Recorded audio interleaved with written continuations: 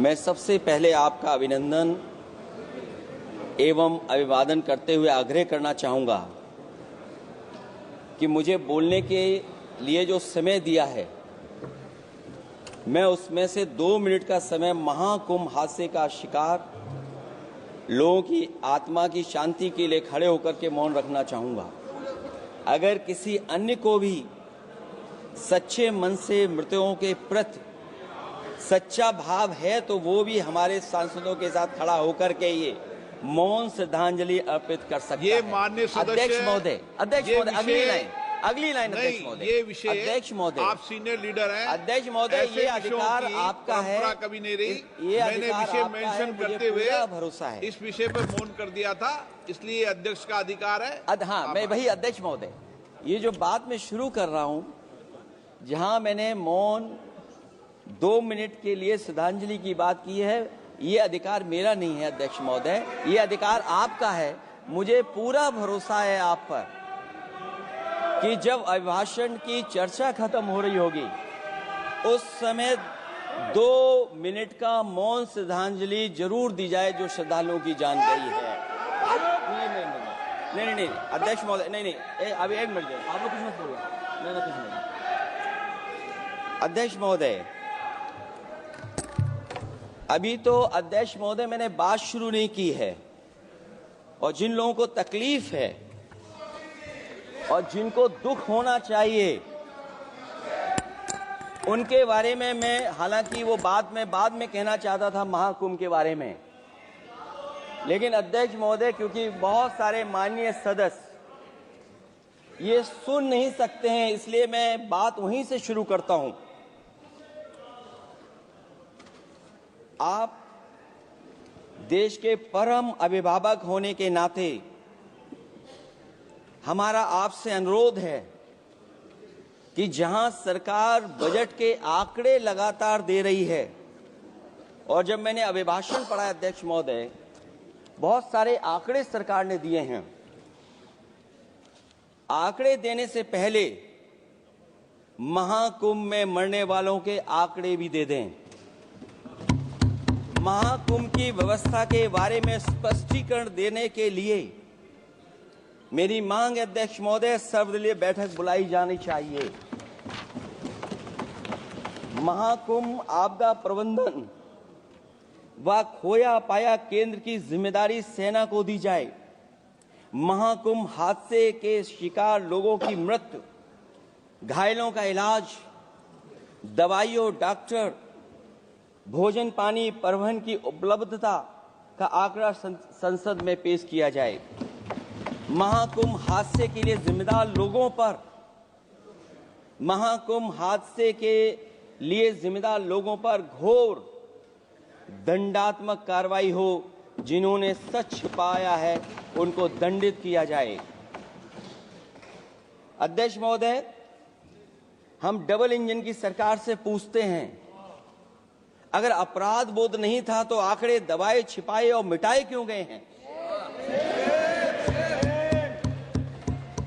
सच छिपाना और मिटाना भी तो अपराध है।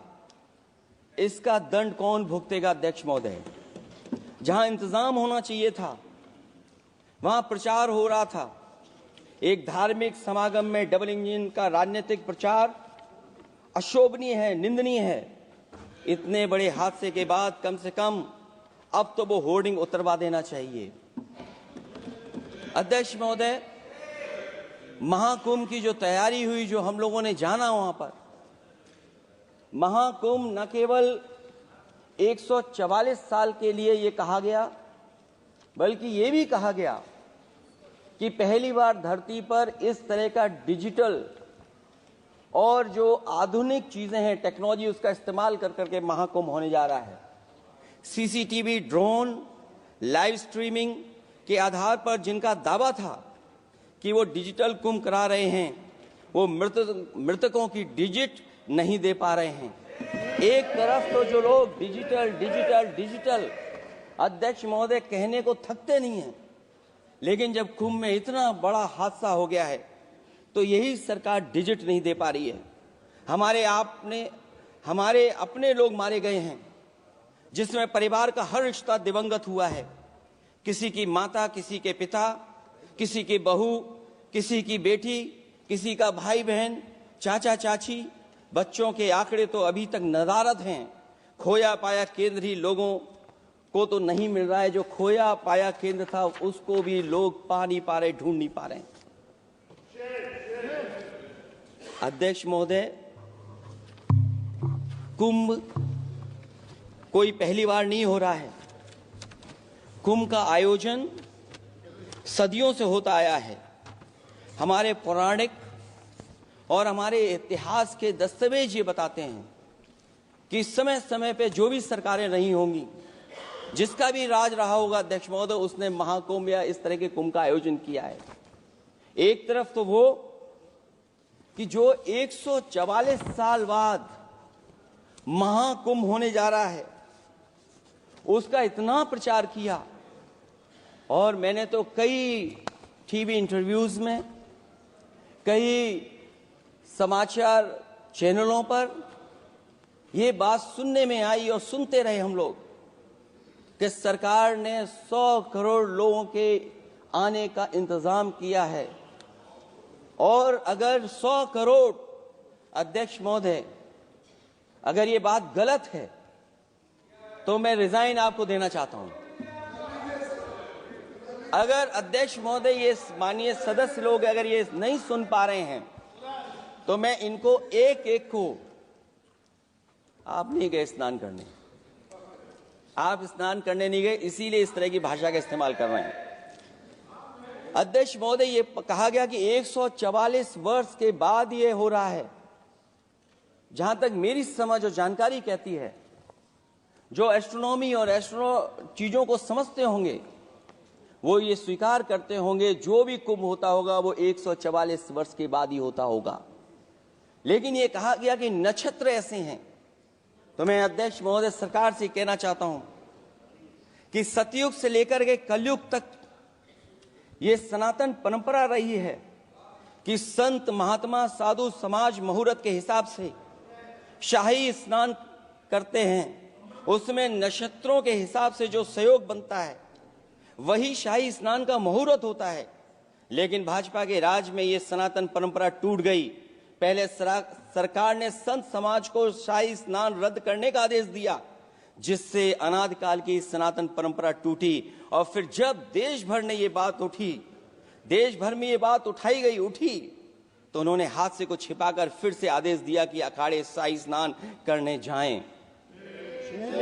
इससे सरकार ने पावन मुहूर्त के स्थान पर अपने मनमाने समय पर स्नान कराने का आदेश दिया। बात उस दिन या तिथि की नहीं होती है, बल्कि निश्चित मुहूर्त काल की होती है। ये सनातन परंपरा तोड़कर इन लोगों ने अच्छा नहीं किया। और ये क्या परंपरा टूटी है कि नहीं टूटी है, मैं समझता हूं अध्यक्ष महोदय मुझसे बेहतर सामने वाले ज्यादा जानते होंगे इसके बारे में। और जो लोग, अध्यक्ष महोदय, जो हम लोगों ने देखा वहां पर लोग पुण्य कमाने आए थे और अपनों के शव लेकर के गए हैं। चमत्कारी करिश्मा तो ये हुआ है, श्रद्धालुओं के शव मिल गए थे, पर सरकार स्नान करने वाले मरने वालों की बात स्वीकार नहीं कर रही थी। और इससे ऊपर ये बात जो वहां पर और हुई, अध्यक्ष महोदय, जब ये जानकारी हो गई कि कुछ लोगों की जान चली गई, लाशें हैं जो मोर्चरी में पड़ी हैं, अस्पताल में पड़ी हैं, उसके बाद सोचिए सरकार क्या कर रही है। अपने सरकारी हेलीकॉप्टर में फूल भर करके फूलों को डालने का काम किया। सोचिए ये हमारी कहां की सनातनी परंपरा है। मैं जानना चाहूंगा सदन के माध्यम से हमारे माननीय सदस्य बताएं